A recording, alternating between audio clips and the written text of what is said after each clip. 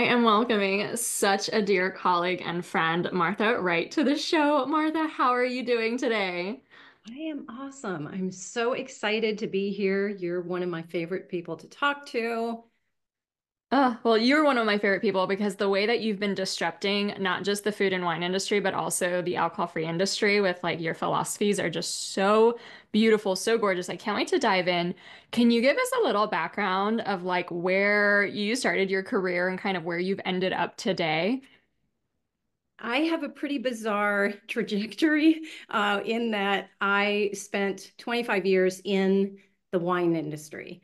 As a producer, my husband and I founded a winery, and then we began importing wines from France. Prior to that, I worked with Food Network chefs, and I was just a right hand and business manager to a couple really dynamic, fun chefs who were very involved and did a lot of traveling with them. And I grew up in New Orleans in just a very party centric, alcohol centric culture, but certainly surrounded with the idea of the pleasure of gathering and just such an emphasis on food and appreciation of food and dining and all that goes with that. So to go from being so thoroughly steeped in the hospitality industry, but specifically in wine, and I just can't even say how much that was my identity. I really felt that I was the champagne girl that introduced you to the small producer and knew what was special about this village or that. And I definitely believed that I was creating community. I was bringing together groups of women, specifically, whether it was through school, my daughter's school, or nonprofits in the neighborhood, or whatever it was. And so that was really tricky to start it's what kept me stuck for a very long time, is thinking this is too big a part of my identity. And there are things about the wine industry that I really love. And so I stayed stuck in that place, thinking that I couldn't possibly give this up. So, how the hell did you? Like, how did that even come to be to give yourself permission to start exploring this different lifestyle? Yeah. I mean, like many people, perhaps it was just a matter of collecting signs and signals over a period of many years. And I really just I didn't have the vocabulary for it, but I certainly was curious. I was questioning, there's no doubt. Um, but I just kept coming back to this feeling of any time that the symptoms would really start to bother me more and more, I would just wave it off. I don't really drink that much. Other people wouldn't say it's a problem. Everyone in the wine industry drinks just like this. And that is a phrase that I just said again and again in my head. But it's normal. Everybody drinks this much. And I even had this line of like, I don't think I drink anymore and probably less than most people in the industry. And meanwhile, I remember so much, and I have this image in my head of my daughter's handwriting, because we had a little New Year's Eve tradition where we would just the three of us, my husband, daughter, and I, would write out thoughts about the year and the year ahead. And in her younger penmanship, this line about under mommy, get control of alcohol. I was saying it out loud, and it is wild to look at that now and see the number of years back that was going on. And Karolina, what really just did it was it did feel like a breakthrough. It's never just one moment, it's the collection of them. But when the breakthrough came, it sounded like, Martha, you're asking the wrong question. Stop asking, am I drinking any more than anyone else in the wine industry? And the only thing that matters right now uh, is, how do I feel? How do I feel about my drinking? And it doesn't matter if your doctor would say, you're fine, you're drinking in that sort of European way and with meals and socially and whatever. And just having that sort of download after just collecting just enough signs and signals to say, that doesn't matter. And all I need to be asking is, how do I feel? Yeah. Yeah. And so you made that shift, obviously, and you're kind of like never looking back and created this entire new identity and as this disruptor, I think, to like the traditional hospitality industry and are paving a way for like this luscious alcohol-free lifestyle with so many sensory pleasures and all that kind of stuff.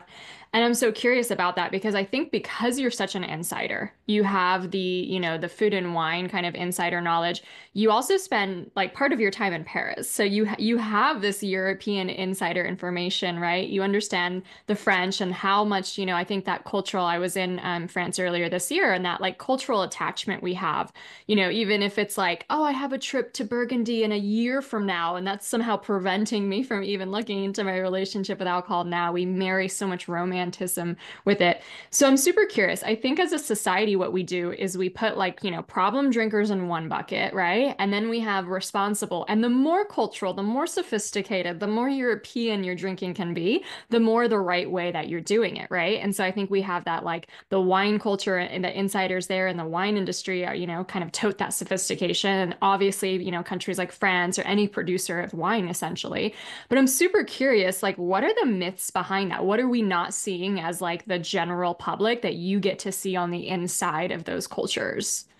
Oh, that is such a great question. And I love how you use the word myth. And we have just this incredible mythology about the way Europeans drink and maybe the French in particular. And that is so tied up, I think, in the French paradox, which had a huge impact on wine consumption in the US. And so, that is just referencing a flawed science that goes back, 30 more than 30 years.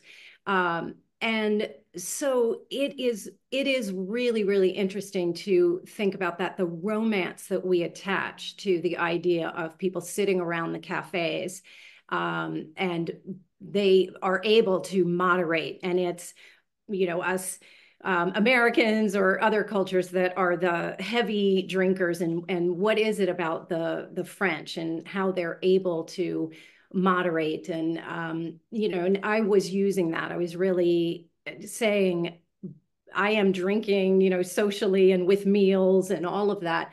I can share a little bit about what I think is moderate about some of the kind of national cultural identity in France. But then what it really comes down to is a human brain is a human brain. And it doesn't matter what country that human brain happens to reside in. The reward system of the human brain is wired for craving. And but to begin with what I do see as some differences, and I think it's kind of fascinating. I really want to give credit. And for anyone, for those listening, yes, I'm going to be painting some broad strokes here, and these are some generalizations, but I do think that there are some differences about, let's just say, cafe culture versus bar culture. And even things like the way in France, and other countries, the cafes are set up where the chairs are facing outward, and they as if to seat yourself and watch the world pass by, to slow down, sit, and watch the world pass by is a very different kind of dynamic than a bar or bellying up to the bar. I mean, there are just some kind of physical differences there. I jokingly might reference the fact that in some of those cafes, the wine glass is tiny. I might also, joke that the service isn't necessarily brisk. We don't have this kind of, the customer's always right, and let's make this awesome for them, and I'm going to serve you quickly. Good luck getting a server's attention. So I sort of joke that it could be hard to get that second and third round, even if you want it. Another thing that, it's fair enough to observe is that many more people in France are smoking. So I really want to, urge anyone, if you're trying to romanticize, you might notice, well, they might be drinking that glass more slowly than you think you're drinking it, but they're partially because they've got a cigarette in the other hand. So I don't think that's anything we want to, emulate.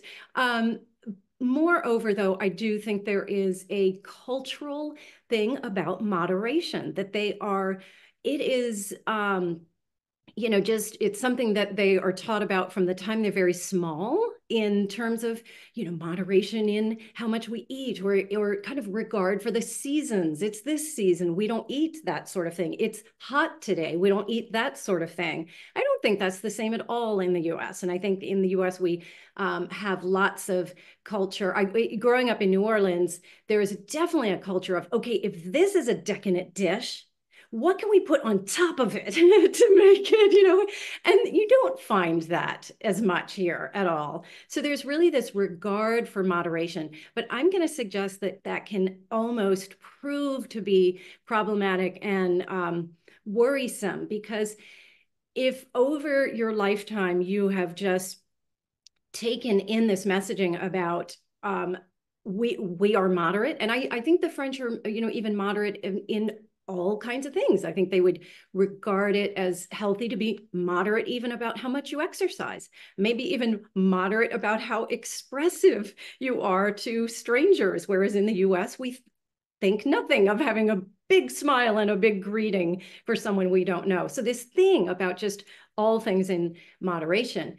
I think, though, if you are struggling because alcohol in France is everywhere, there is so much programming that, well, I can't admit this. I can't share this because everything is supposed to be about moderation, and this is really my fault. I'm doing something wrong. So I think it's, it could be very tricky there.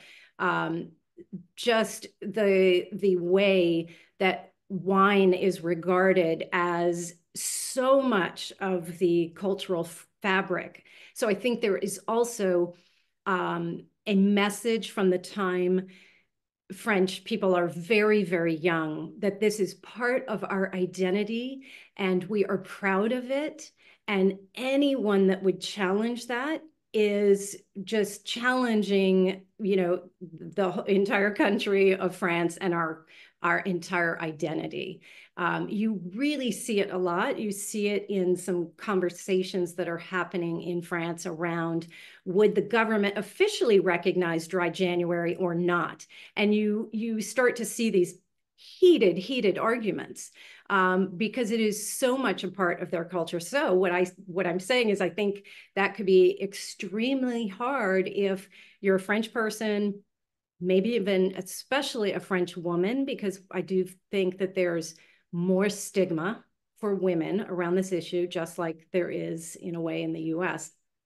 So to really say anything or suggest that you are, just giving up or cutting down or not drinking what is billed as, this is the life force and, blood of the French, it's an insult, I think, is how it's perceived. So what I think, we can see is that, in fact, the French do drink more per capita than Americans. A higher percentage, again, per capita, are resulting deaths, alcohol-related deaths annually.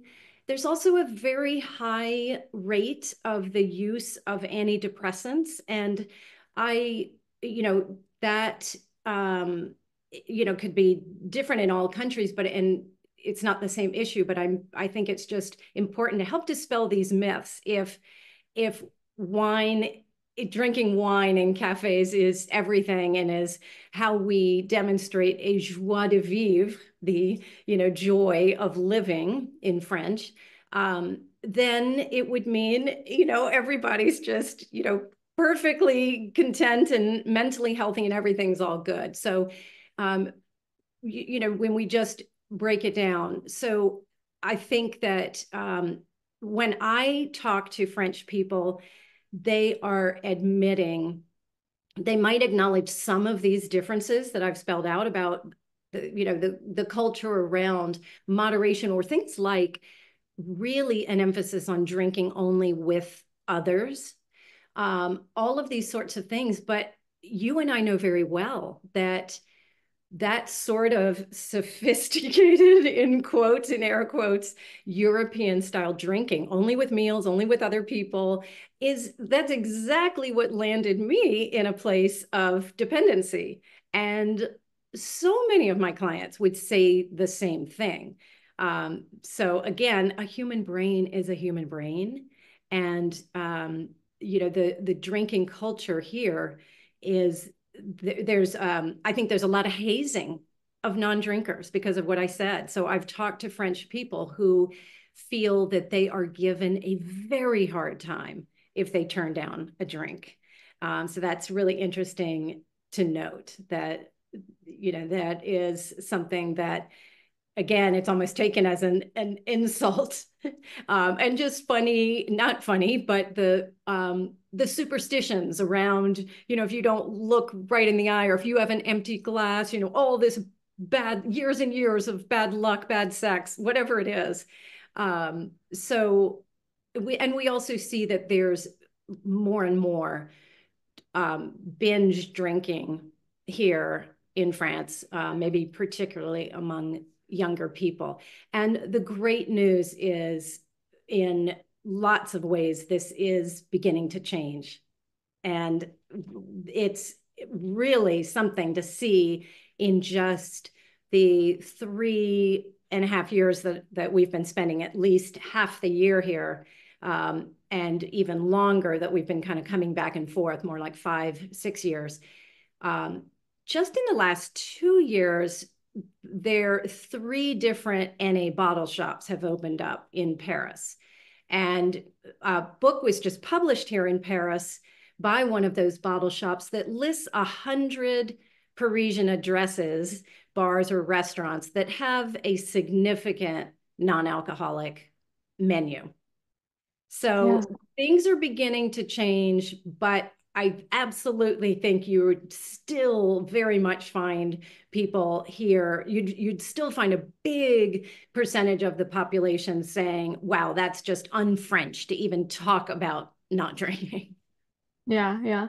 Well, I love your like analysis and such a depth of knowledge you have both from like your industry insider experience, but then also like, very well researched as well and just like very attuned to the different cultural differences. And I think that, going back to the French paradox, from my understanding, like it was one man, one doctor in the 90s who was basically trying to say the difference between why the US and French have different rates of heart disease.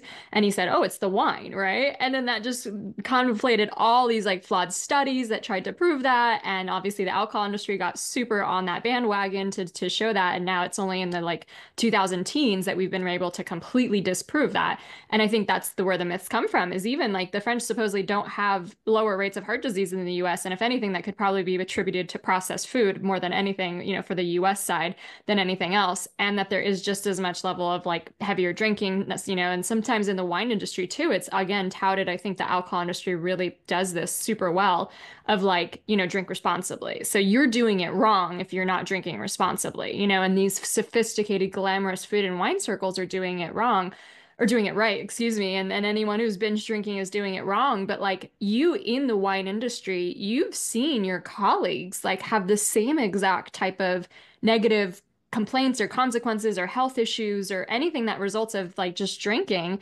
You've seen that, right? Like it's not this fairy tale. Exactly. In fact, there are friends of ours, producers here in France, that seemed, surprised when they first found out that I was, not drinking at all and was even coaching and all of that. And the initial reaction was some shock and a little pushback.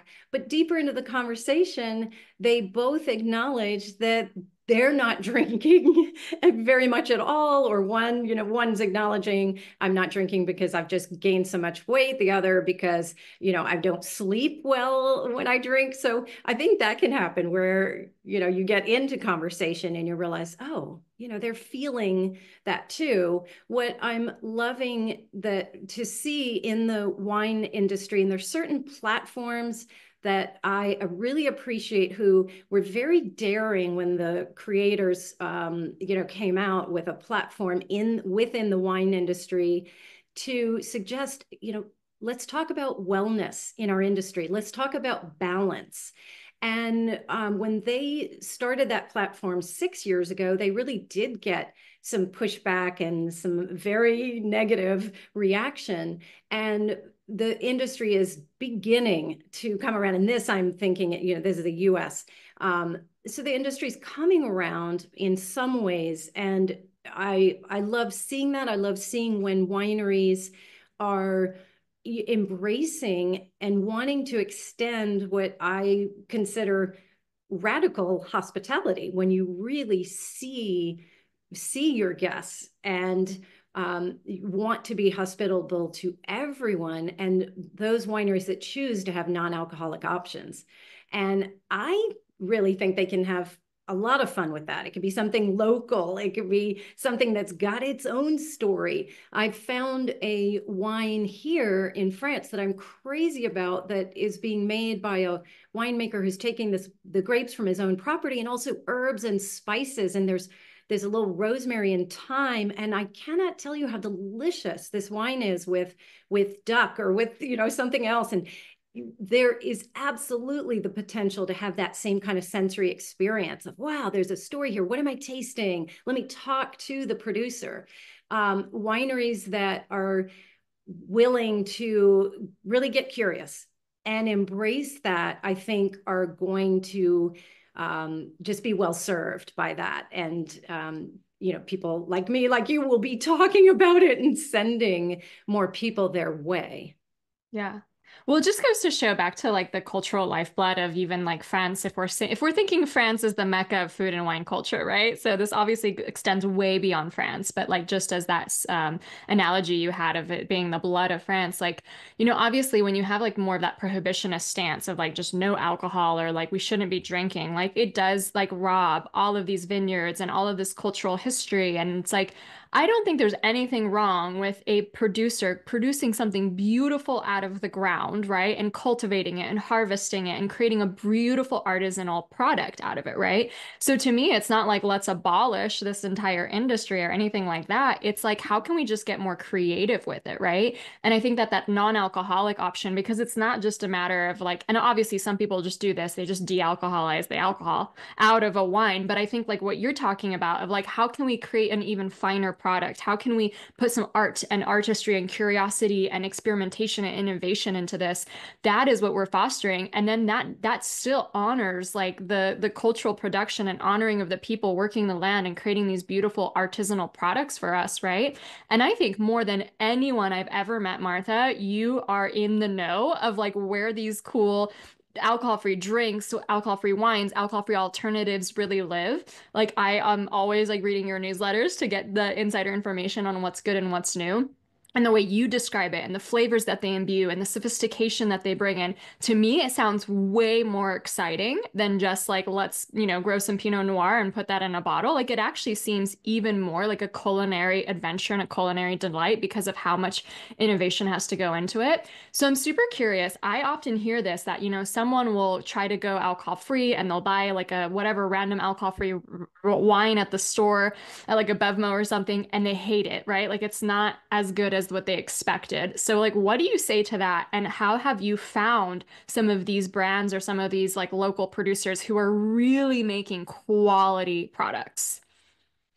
I would definitely tell anyone, one is really have patience, because everything, those wines that you enjoyed really took hundreds of years, centuries of know-how passed down through the generations. And you take certain grape varietals and de-alk them, and do not behave the same way as the alcoholic counterpart. And so all of these producers are really having to learn and learn fast. And there is more and more money coming into this, which is a great thing. And even sometimes when we see who we might call big alcohol, if there's a big alcohol conglomerate, if they're getting into the NA space, I don't mind that at all because they have the money for research and the money to go train bartenders and servers all around the world.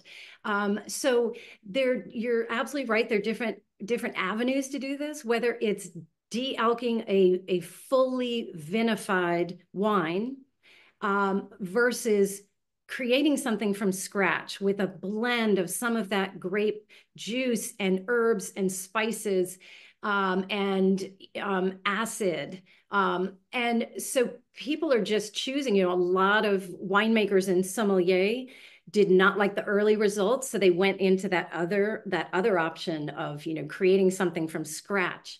I do think the technology on the de-alking side of things is getting better and going to continue to get better. And then there will be differences even in the vineyard. So we're going to kind of back it up and realize, oh, if we want this flavor profile, we're going to do something actually different in the vineyard itself. We're going to pick at a different time. We're sourcing grapes from different areas that are going to make better wine. But some of those early wines we tried were from very uninteresting bulk grapes that there wasn't much use for, other people didn't want, and so it is just going to be better across the board. And people can always go to I do have a resources page on my website, and I really keep that current because I really do love to help save someone some time and some money. And so I just keep that updated with what I'm tasting and what I like. But I really can give everyone sort of some hope that it is possible, and it's going to be more and more possible and more available. My husband and I had a really wonderful fine dining experience here in Paris where we had a beautiful kombucha poured for us. Now, I'm not really usually big on kombucha. What I found, though, the commercially prepared ones, I don't like so much, and I think they have more sugar than I like. But I've found that the artisanally produced ones, local. So if you can seek out something local in your community, in this case, this was a kombucha made not with tea leaves, but with fig leaves and the leaves of the cassis plant. I think that is very sexy and cool. And the man who poured this, the server that poured this for us, makes his own kombucha. So he was really sort of, a sommelier for kombucha, poured it into a beautiful crystal glass. I had another really beautiful experience at a restaurant in Portland, Oregon, and that beverage was made by some of the people that graduated from Noma, the really very well-known restaurant in Copenhagen. And these are beverages that really draw you in. You want to swirl the glass. You want to kind of say to your dining partner, ooh, what am I smelling here? What am I tasting? Or maybe have a conversation with the sommelier. And really, to me, that's the most that the winemakers dream of to start with. So this is entirely possible, and just have faith that more of that is coming. And in the meantime, if it means trying different things, maybe get together with people in your area to cut down on the cost of that and make it more fun. Because I do think it's involves some tasting, and that way we're also supporting these people who are, let's just face it, they are being very daring and they're pioneers. And there are huge startup costs to doing this, and the cost of the materials is a lot. So maybe make that into, you're going to kill a lot of birds with one stone with that if you create some community around tasting these beverages together. Yeah. Oh, I love that so much, Martha. And I will definitely link to your resources page so we can get some of those insider brands. And, I always save them when you send them out because they look so delectable, and just the artistry of describing some of the flavors that are involved. You know what I mean? Like, it really truly is a special product. And I think that has something to be said too, because sometimes we switch over from the alcohol lifestyle to the alcohol-free lifestyle. And then we think everything is like, oh, this should be cheaper or free or something like that. And I've seen it, and sadly in the US at least, I've seen like alcohol-free bottle shops close, for example, or like companies close. And it always makes me so sad because it's true. It's more expensive for them to like, put these up together and launch this kind of innovative pioneering thing. And then, there's this whole faction of the alcohol-free kind of group that is totally against any beverages anyway, for either principle or just, whatever, the cost or something like that. And I'm like, they're on to something so smart. And I think as we can, as we wish to, and as we, want to honor them, we should be, basically voting with our dollars if we can and trying some of these things. And if we don't like something, that's fine. Just experiment, to say like the whole category is like blah is kind of a stereotype, right? Like I think the experimentation and just trying new things is going to eventually lead to that sense of discovery of something you do really, really like. And I love how you brought in the element of fun, right? Like let's do a tasting party with our friends. Even drinking friends could like really appreciate something like this. And we've had yet to even mention that you are also an alcohol-free coach who really brings in the element of fun and play and just that lusciousness into what otherwise would be called a dry lifestyle. So I'm super curious what other ways you do that for your clients or really kind of get all the senses involved as you help people navigate an alcohol-free life. I love that. It was an emphasis for me in my personal journey. So that's how it started, where, as you heard from my background, I just felt like I cannot bear the idea that life will have no more sparkle or things will sound so, gray, or just sounds like I couldn't bear the idea that I would be missing out. So it was so vitally important to me to figure out how can I create a life here where I don't retreat from any of this, the art of gathering or just being with people, celebrations, tastes, all the sensory experience, to not retreat from it, but to actually double down on it. And that also came to me as kind of a big opening at one point. What if I don't, rather than retreat, I actually double down on all of it? And so it was a huge part of me being not just, not drinking, but to be truly free. I found that that was my path to real freedom because I wanted to be in a place where I could, visit wine country if I wanted and be so focused on the sensory experience that it actually ended up feeling like more. Not only that I wasn't missing out, but that it represented a feeling of more. And that's what I really found, and found that sharing that with my clients moved the needle for them too. The more that our cup is really full, the more that we are taking a big, deep sip out of the cup of life, that keeps deprivation at bay. And initially, Karolina, all of this was again really driven out of this. I don't want to feel like I'm missing out. As I got into it, though, I then discovered more and more and more over time all of the science that backs this up. So initially, it felt like, well, I just want this to not be a drag. I want it to be more fun. But what I didn't realize is that many of us we have been socialized to think of play and fun and delight. It's kind of fluffy extras. It's just the cherry on top of the cake, or it's something to do if you've done enough work. But what I realized is that play, fun, delight, these are foundational. And if we are not attending to our sensory experience and really um, being present with our sensory experience. We can be locked up in busy brain, and the busy left brain that's so chatty and bossy and judgy and ruminating and, just telling ourselves stories about ourselves. We can be kind of locked up in there. And what I've since realized is by paying attention to the things that we can taste and savor, to the things that we can hear. Music is such an incredible tool. It's free and it's so effective at changing our mood and our energy.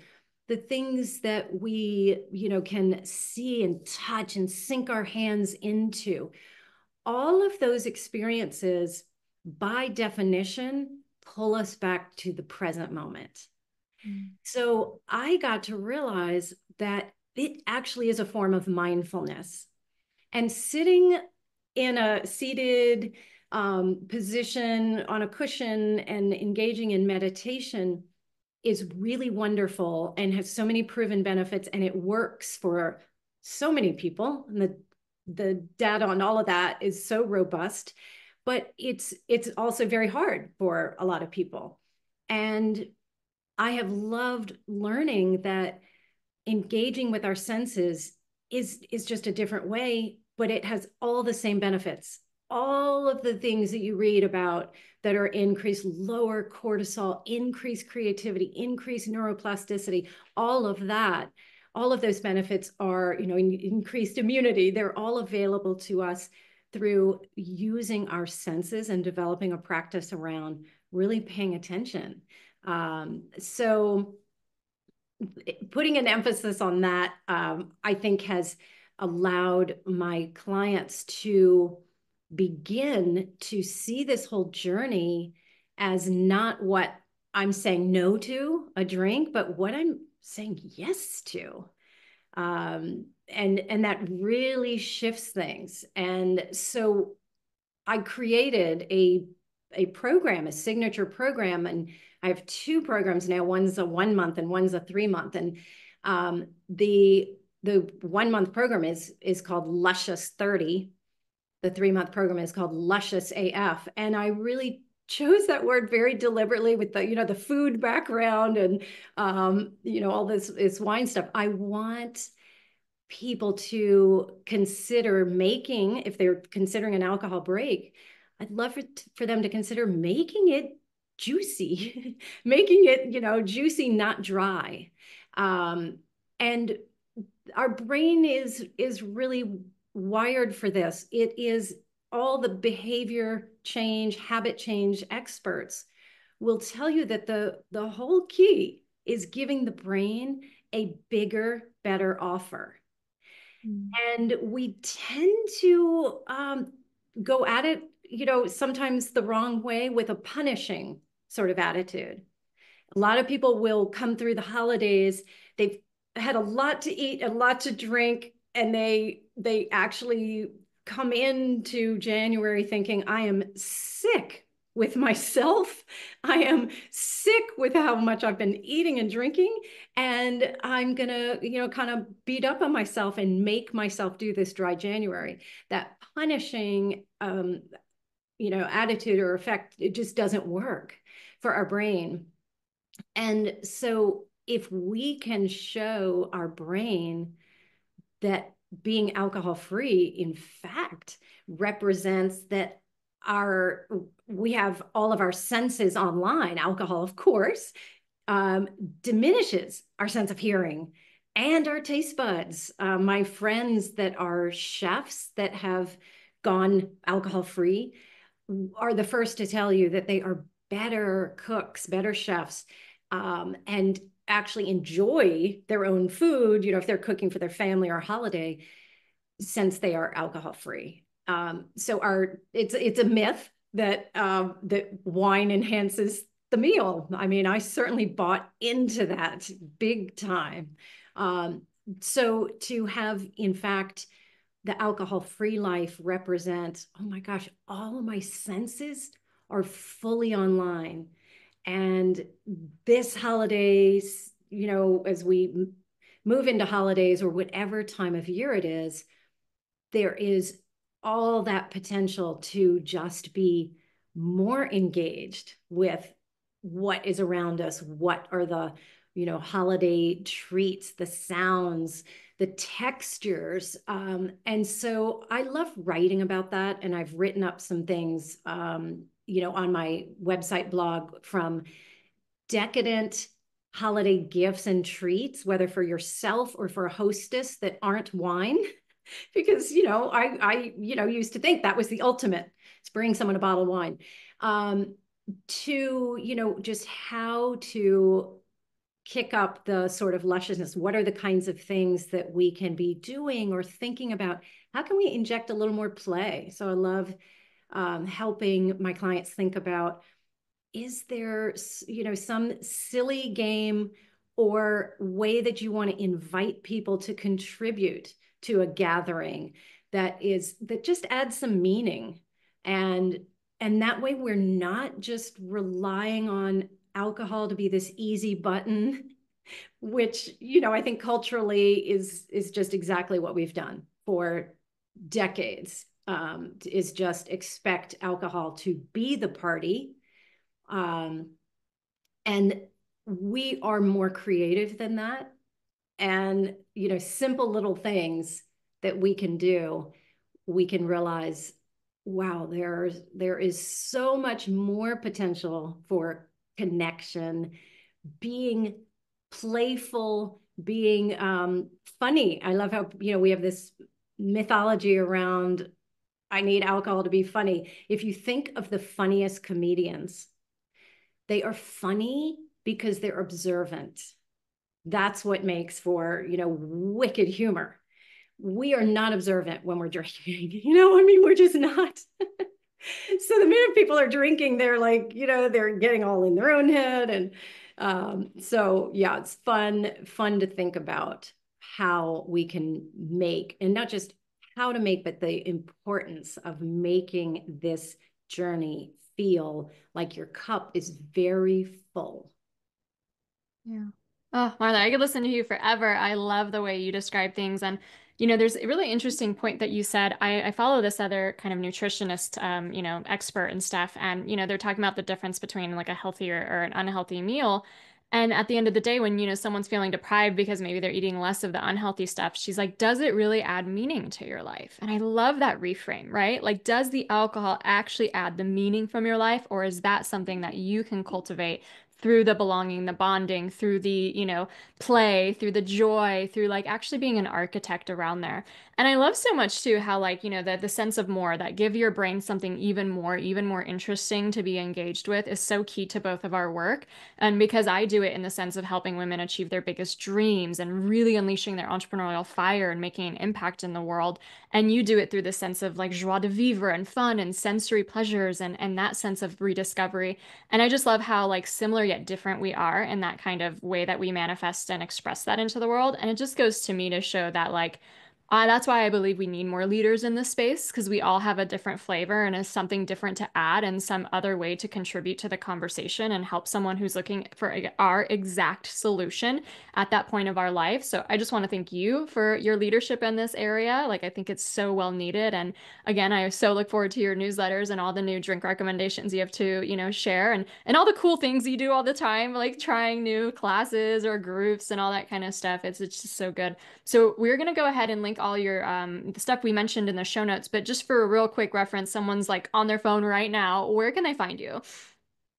Okay, my website is clearpowercoaching.com, and there are tons of resources there, and everyone is welcome to just book a chat with me. I'm always happy to do that, and love to meet you, love to hear your story. But yeah, I'd love to invite you to just check it out, check out the blog, and let me know if something speaks to you. Amazing. Well, we should include that in the show notes. And just a little, this is actually airing on Thanksgiving week. So, the week of decadence in the United States and all the family gathering and all the like, overload of food and usually drinking and stuff. And I hope this episode really just inspired you as a listener to, how can I invoke my own sense of play? How can I bring in more sensory delight that has more meaning for me than, maybe overeating or over drinking? And I hope we were able to bust some myths about both the French and the wine industry about, they're feeling the same way that we might feel. They get the same bad sleep after, anyone else type of a thing, and that there's really another way to, have that sense of glamour and sophistication in your life. And it might be just switching, literally switching what you know about wines over to the alcohol-free space. And that's what Martha's done so well. And she's still such an insider there and such a wealth of resources for us. So thank you, Martha, so much for being on the show today. This was a treat, and you have inspired me, Karolina, so much. So thank you.